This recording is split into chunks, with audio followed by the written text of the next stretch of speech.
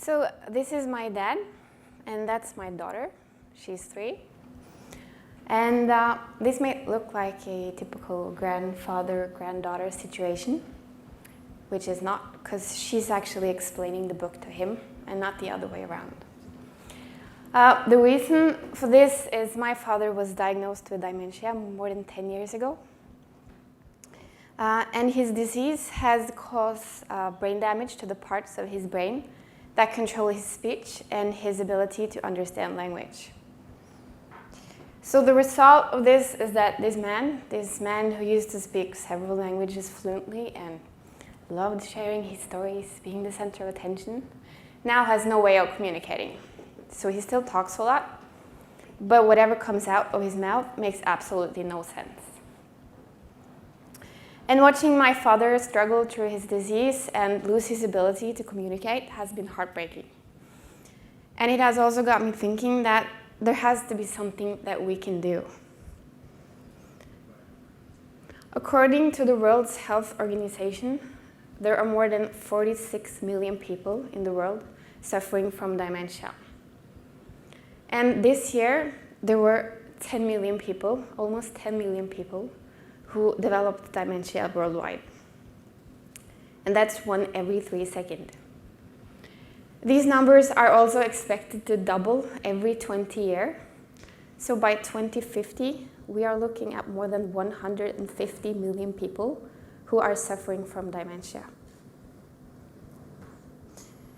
So there are all these great solutions for the practical care for these people. We have smart homes, we have technology that keeps them in bed at night. But what about the other needs? The needs that they still have to participate in their lives and to be able to communicate? Every single solution that I have seen that are made to address these issues in some way are based on interaction with screens. So we have calendar apps, simple tools for messaging.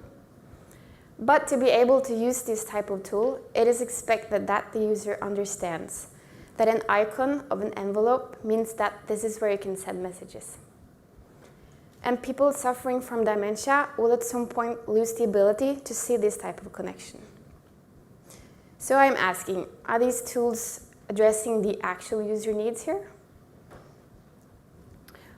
Usually when we design for users that at some point expect our products or services to expand. So they learn to use what we make and they expect extended functionality. But if we are to design for users suffering from dementia or other cognitive disabilities, we would have to take the complete opposite approach. So these people do not have the capacity to learn, and because of their diseases and the brain damage, it actually requires that what we make becomes less complex over time.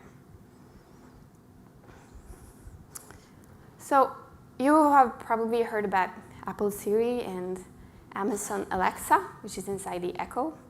So these are virtual assistants that offer interaction through natural language. The IBM Watson, different technologies, they use natural language processing and machine learning, and is also able to interpret input and make decisions. So by leveraging already existing technology, we can make solutions that over time will be able to learn from the user's response and behavior. So imagine the incredible potential for people like my dad in tools that over time will be able to learn from his behavior. Like, if he speaks in a specific tone, his tool will know that he would like a cup of coffee. And at some point, when my dad becomes so ill that my mom no longer can take care of him, and he will need to go to a nursing home, we can make solutions that the caregivers can ask to play music that will calm my father down when he's anxious, instead of giving him drugs. So the greatest solutions addressing these issues have probably not yet been thought of. And I believe that the bright minds of Accenture Digital will be able to discover and shape these in the future. Because in a technology-driven world, we have the opportunity to make dynamic, caring personalities in our solutions. Thank you.